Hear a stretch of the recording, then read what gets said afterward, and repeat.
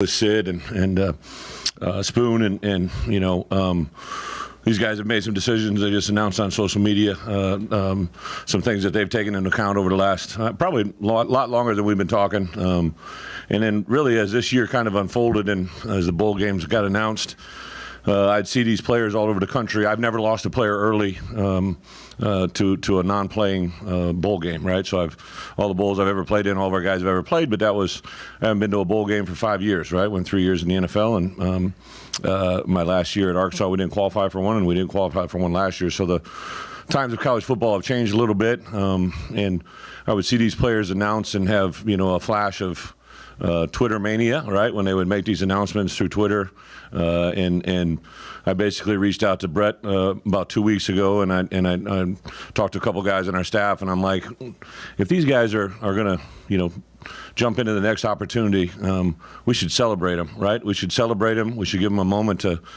say their piece to the University of Illinois and to their teammates, and a lot more than just a graphic on a social media flash, right? And as a head coach, I've always try to tell our guys, look, I'm going to do anything and everything I can to build your value, to make you as great as possible, so when you leave here, you can maximize the opportunities that are in front of you. And for me personally, as a head coach, these two guys represent everything I could ever ask for. Two guys from two different backgrounds and histories, a little bit of journeys that are similar but also very different. With Spoon, he was a guy that when I first came in here, met his personality, met his smile, met his demeanor.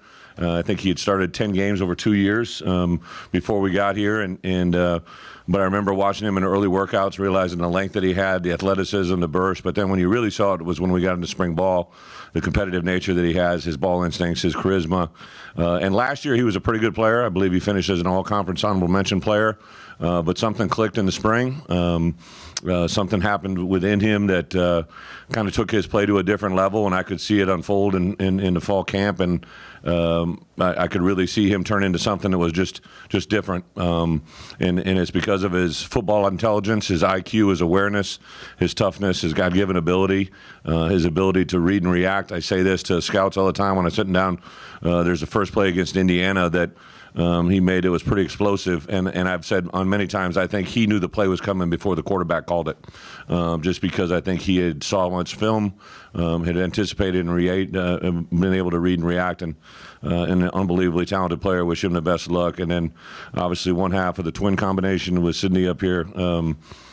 These guys have done a lot of special things, but I think Sydney's toughness, I think his ability to grow from where we were a year ago to where he is this year. One of the things that I thought was very unique is all last season as he began to play with so much explosiveness, so much power, he never had a targeting call, right, and wasn't penalized. And when you play with the way he does at that position and to play that way physically and not be penalized for anything, and that character showed me the restraint that he had, his ability to make plays this year, especially in the second half of the season, was unparalleled for me. The positions that he plays, not just within our defense, but this year I asked him because I knew we had to take a special teams jump. I actually asked both of them, but Sid kind of took the lead. What he did for us this year on punt coverage, I mean, he was unstoppable, and that's brought great value to him. So what I want to do is just give them a chance to each say their piece, let you guys ask some questions, and I know you guys got a lot of questions about some other areas of our program, but I wanted to just have an opportunity to celebrate these two young men for everything they've given Illinois. So with that, I'll just turn it over to Sid. Yeah, well, this wasn't an easy decision. I owe a lot of credit to my family and everything to put me in this position right now, and I give it to Coach B. I mean, you look at me from coming in here as a freshman a few years ago and where I am now. These past 2 years have changed my life completely, and it's just a testament to Coach B and everything that he does. And I wouldn't be the player I am without the football 101 sessions and everything that we've done over time to put us in this position. You know what I mean? So, and it was tough. I'm a captain of this team, it's not easy. I love these guys, and I've poured it out here for 5 years. I'm gonna tear up because I love this place, and where it's taken me over the past 5 years. Forever be in debt for what they've been able to give me over time, and thank you guys for being part of this journey. It hasn't been easy, but I give it everything to Coach B and where he's taking this program, and I owe a lot of credit to Coach Waltz for working with me and developing me into the player I am, and just the entire staff for everything they did. So with that being said, I think it's best for me to move forward and start seeking new opportunity. For me, just to piggyback off what he said, I just owe everything to Coach B. Honestly, he just came in and he just poured into us like we were just young men, like he already knew who we were, and we just learned a lot from under him within these past 2 years. A lot of growth, a lot of development, and it's just been a wonderful experience under them. And I just really want to take the time out and tell you thank you, Coach B, for putting up with us and believing in us, and just giving us this opportunity to play at this next level. So just want to shout out to Coach Wall as well, who he did so wonderful for us for the defense, and we just played together, and we all trusted in him, and we just believed in what he did. So without him, I don't think it would be the same. So shout out to him. But it's just been a wonderful opportunity over these last 2 years, and I wouldn't want to spend it nowhere else with no other person, with my team, with my person Brown right here, just my guy. So yeah, man, it's just a bittersweet moment, honestly. Got time for just a couple questions here, these guys. This for both you guys, maybe a little overlooked as high school prospects coming in here under Lovey and then getting coached by this coaching staff. Like, what's that say about your stories? Like, how were you guys successful in getting to where you are? I just kept my head down and kept working, honestly. I never really cared about no stars and stuff like that because I just never thought that defined a person. So for me, I just kept my head down, kept working. I come from a small town, so not many people make it from where we from, but the guys that do, we just work hard, and we just play with an edge and a chip on our shoulder. So I just think I use that to get through where I am today. Yeah, I just kind of look back on my journey and what I've came from and where I've been able to prosper through. And being a kid from Canada, you're always overlooked. A lot of the time, people don't look at you, they don't respect your talent, they don't respect your game because you're a Canadian kid from Canada. But growing up the way I did, all I know is how to grind. And doing the extra work to put myself in a position to, outwork everybody in front of me, you know what I mean? So it just comes from that. And then, again, Lovie Smith taking a risk on me, not knowing what I'm about and what I'm able to do. So, that played a big part in it. But I'm going to note this. You look at the growth that we had in the past 2 years and what we've been able to do in the past 2 years as a player on the field, like productively, you look at the tape from this past 2 years and compare it to 3 years ago. You can't even compare them because we look like different players, right? So, Coach B came in here and really he changed our lives. He changed our lives for the better, and I wouldn't be able to sit in front of you and today and say I'm prepared to make this jump in my life without the hard work and dedication that Coach B's put into us in this program. Devin, now having a chance at the end of the year to kind of look back and reflect, what has this year kind of been like for you as you've kind of seen your stock rise a lot? It's just been a wonderful opportunity. I just say that it's been a wonderful opportunity. Playing alongside these guys, we just been played together. We all trusted each other, and this year took off for me, and I'm just proud to be where I am today. So I would just say that. Devin. Sydney. Oh, go ahead. Joey and then Steve, and then we'll move on. Devin, you're going to have a plaque in Grange Grove. Your jersey's going to hang in the Smith Center for being a consensus. What does that mean to you to know that that's always going to be there? And what do you hope your legacy was that you left here? It means a lot to me. I still haven't soaked it all in yet until I get a chance to see it and stuff like that. But just a chance to be remembered forever here at this place, that right there just holds so much weight on my heart. And I just thank God for that. So it just means a lot to me, and I don't know, man. It's just a surreal feeling, man. Like I said, I haven't a chance to soak it all up yet, but it's just a wonderful feeling to know that I will be remembered forever in this place. So I just thank God. Sydney, hi. You mentioned being a captain. That's kind of like an added factor most people probably wouldn't think of. Can you articulate more about, how that weighed on you? It seems like a extra heavy-duty decision you had. Yeah, for sure. Well, I represent this team, the defense, and everything that they're about, right? So, what it just adds is it adds another level of dedication in my mind to, represent them and finish this out with them. That's what it means to me. I will never be deserving enough to represent any of the guys in the locker room, So, and for me to make this jump, I feel selfish. I always put them first and everybody first. So to make this mark and, I just feel selfish. You know what I mean? So it's hard because I want to be with the guys. I want to do everything with them, and the people in this building is what keeps me here. So, it's tough in that realm if you look at it like that. But it just adds more of a factor when you're a captain. All right, thanks, guys. Thanks. Appreciate it, bud. Thanks, buddy. Thanks, Sid. Well, obviously, I didn't tell him to say anything or do anything, right? It is rewarding as a head coach to hear that, but it's just been unique. When you're dealing with these guys, and you can tell the emotions with both of them.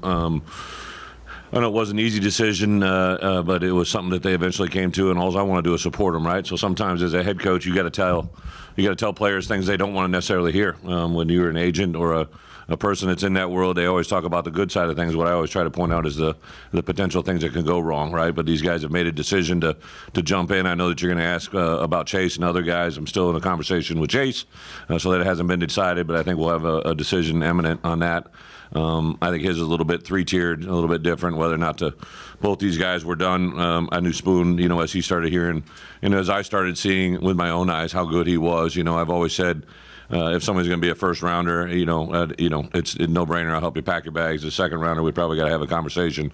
But I think that he's elevated himself in that position. So excited for those guys. We actually got into bowl prep today.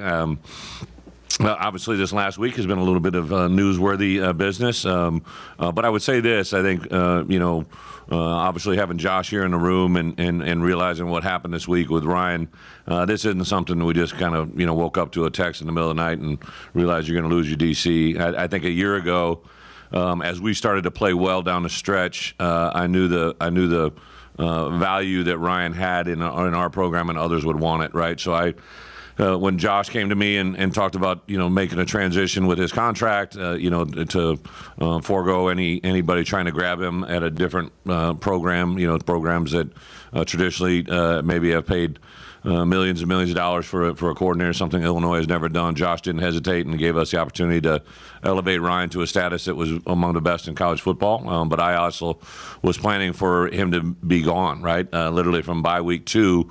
The amount of gain we took from bye week 1 to bye week 2 a year ago, not this past year, was just I could see a trend in the right direction. I knew what we were doing. We kind of had a meeting after the Virginia game. I expressed where I thought we needed to go and what we needed to do, and we've transitioned into a different type of defense at that point. And because of that, we kept getting better. And then this year, really, when I saw, literally when I was sitting on my couch that evening on a Saturday night or whenever it was, that I remember I was sitting down that Colorado had announced that they had transitioned. I knew that would probably be one that would come after him, right? And that's when I thought at that point, all right, this is going to become real. What's my plan? What's my thoughts? And then that kind of came and went, and then a couple others kind of came and went. And then when Purdue came, I literally remembered saying to myself, that's the one where he's going to go, right? It'd just be by luck. It'll be in conference and everything else. So did everything we could. Josh, I know, talked to their AD. From our end, we try to do everything we can and try to put guys in the best position. To not do that would be counterproductive to everything I believe in, right? So when Ryan called me on Monday, said it looked like it was trending in the right direction, announcement was coming on Tuesday. I was actually on the road. I made my schedule on a Sunday before. I had people with me that I knew I wanted to be around when this happened. So Tuesday morning, Ahen and I were on a walk. We were on I don't even know what city we were in. Let's see, where were we at? We were in Jackson, Mississippi, I think. Yeah, we were in Jackson, Mississippi, and we were headed on our way to Memphis. But we went for a walk in the morning, and we came back, and we're in the hotel lobby, and I said, well, it's final. This is where we're going. And I looked at him. I said, are you ready? And he's like, Coach, we don't have to leave for about an hour and a half. I'm like, no, it's not what I'm talking about. I said, are you ready to do this? I said, it's official. Ryan's going to take the Purdue job, and I'd like to have you take over as a coordinator and move our program in the direction it's going, but also where it can go. And his response was absolutely awesome. I've watched this young man grow from the practice fields when he was a junior in high school when I offered him to his first GA job, to talking him out of becoming a pastor because I told him he'd affect more lives as a coach, to where he's come full circle. I know I can see him. He called the defenses this year at times during the course of the season, and the way that we do things defensively, I thought he would give us the best option to continue the success we've had. Also reached out and talked to Terrence Jameson and Andy Boo, the guys that I knew would help us progress forward. I knew that decision was going to be tough for Kevin, who I think the world of. I know he's a former play caller, and I was with him that night then in Atlanta. We eventually got to Atlanta that night, and I crossed paths with Kevin, told him what my plans were.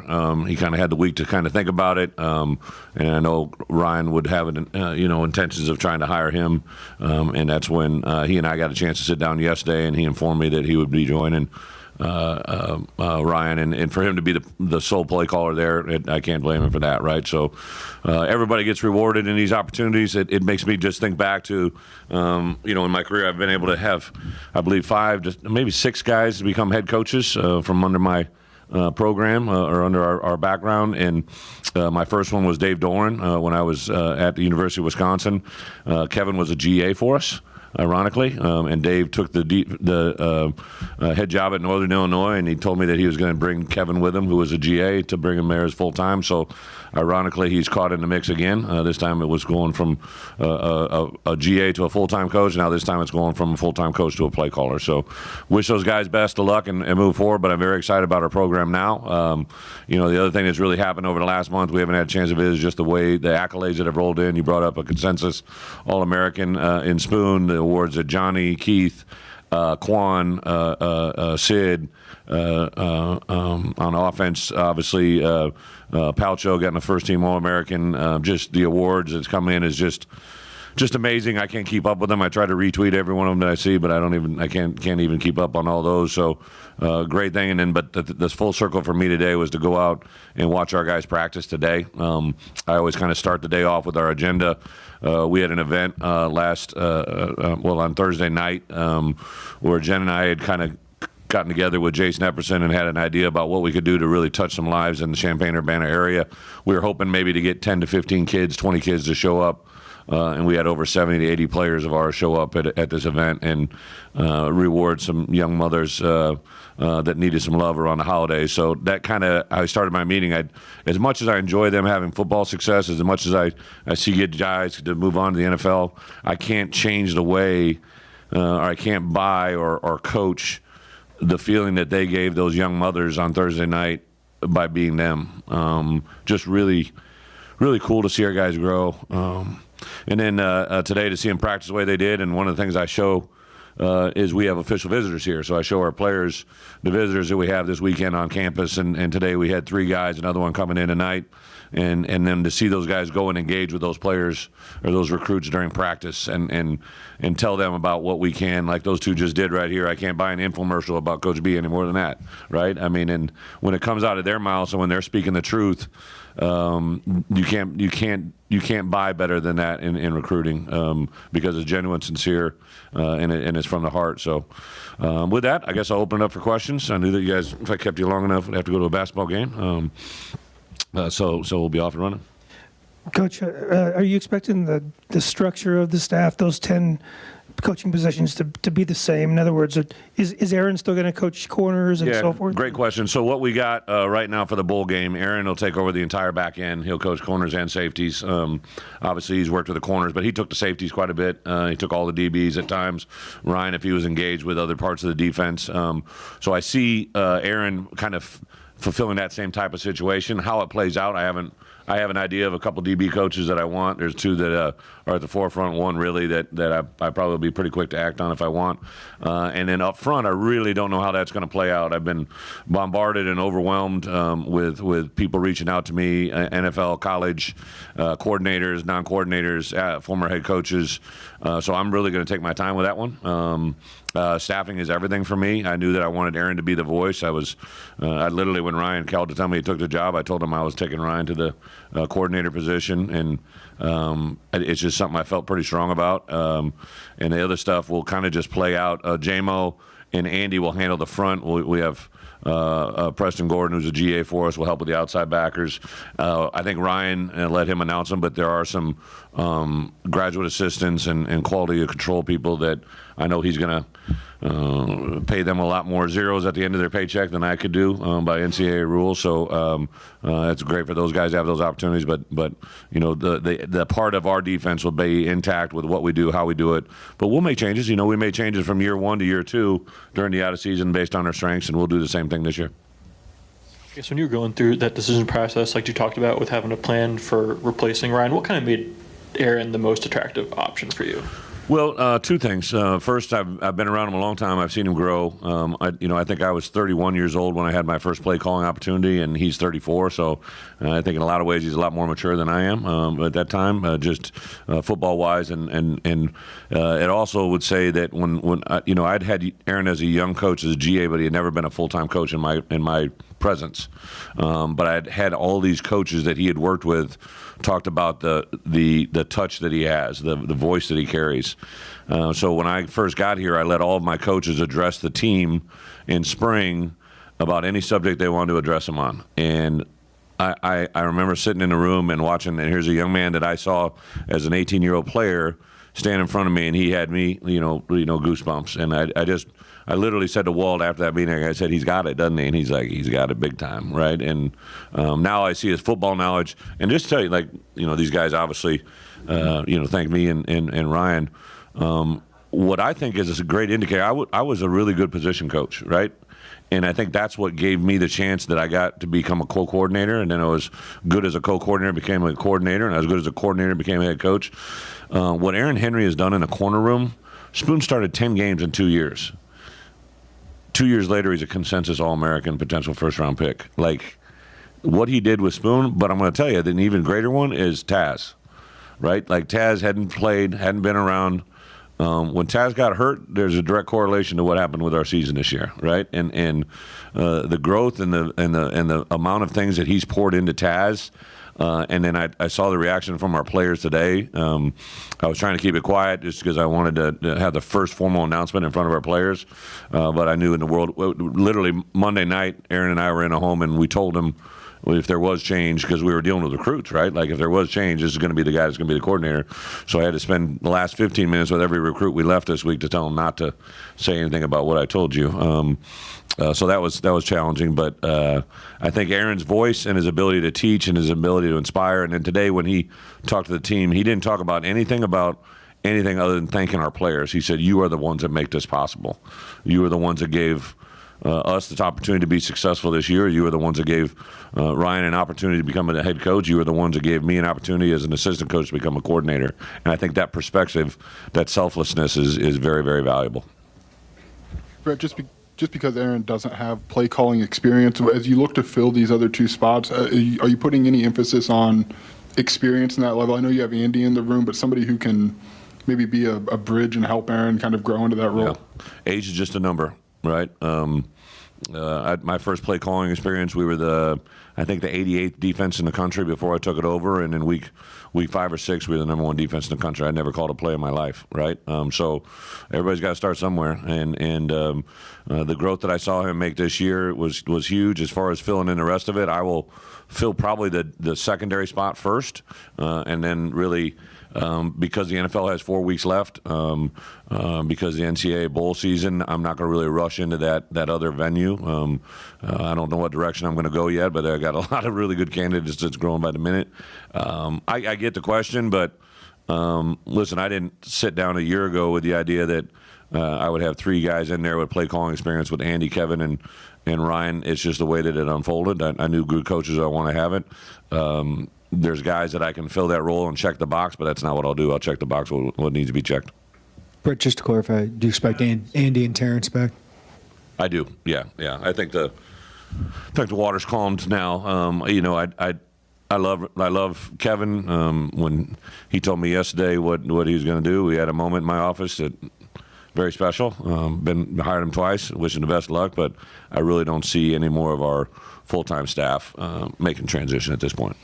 Brett, hi. You in your statement about Mike Leach referenced a long friendship and memories. Can you tell us how you knew him? Can you share? What can you share? Yeah, so twofold.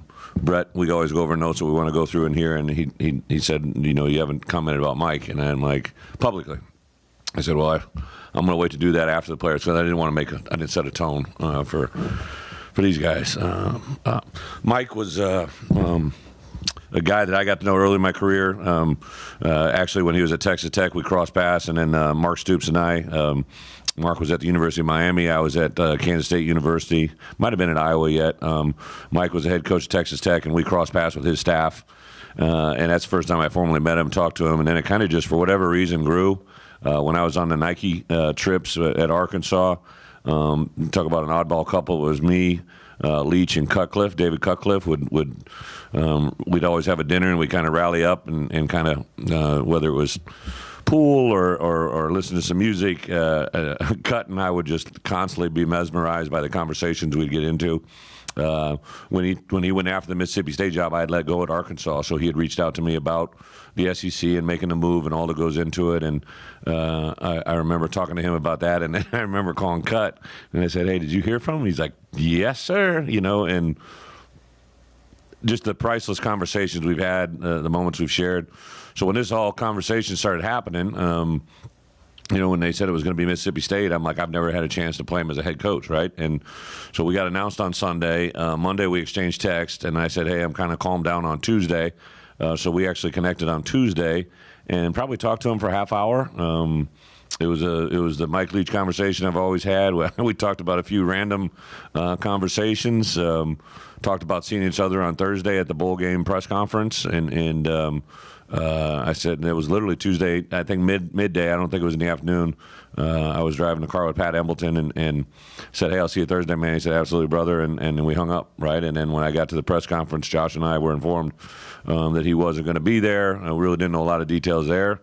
And then as the day unfolded on Saturday or Sunday, just gathering information, and then my heart and prayers go out to that entire university, the youth football team. But I think you could see by the way he's affected people everywhere he's been. Just an absolutely infectious personality, a very, very unique person, a guy that's I'd never worked under him, but I definitely got smarter by being around Mike Leach on a daily basis. So very tough. How do you need to approach the bowl?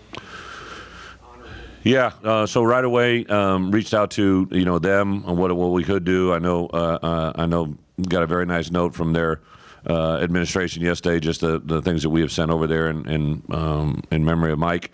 And then there's some things as we get closer to the game. I don't want to announce anything, but there are definitely the right appropriate steps being taken that we don't want to take away from anything that their team is doing. I've seen the helmet I saw that they're possibly wearing, and I addressed it with our team earlier in the week through a Teamworks message, but also today in the morning too. So some of that stuff was there.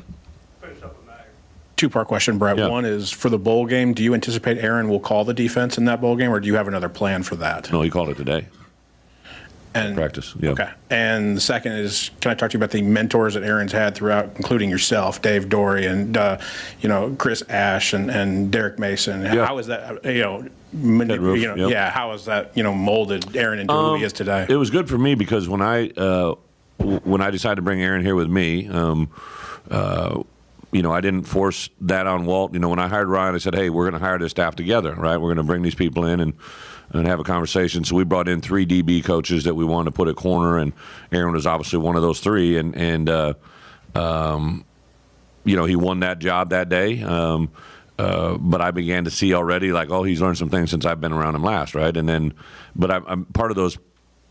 Reason we came to today was exactly what you just said. When he was with Dave said these things. When he was with Ted Roof, he said these things. When he was with different coaches along the way, just everybody would just talk about who he is and what he is. When my mother passed, he came up to me, and my mom loved Aaron Henry. So like everybody he touched, he has a great way to do it. But bottom line, not hiring him. He'll actually do less recruiting for me now, right? As a coordinator, you don't get on the road as much as you do. He's got to transition. It was one of the things that I struggled with when I became a coordinator. I loved recruiting. I loved getting on the road, being on the road every day, and it's one of the things we talked about. He was with me pretty much almost this whole week, to be quite honest, because we were in defensive players' homes, and I wanted to have their future coordinator, and that's why I set it up this way. So it was all kind of pre-thought out and orchestrated, but excited for his opportunity. Thanks, guys. Thank you. Happy holidays.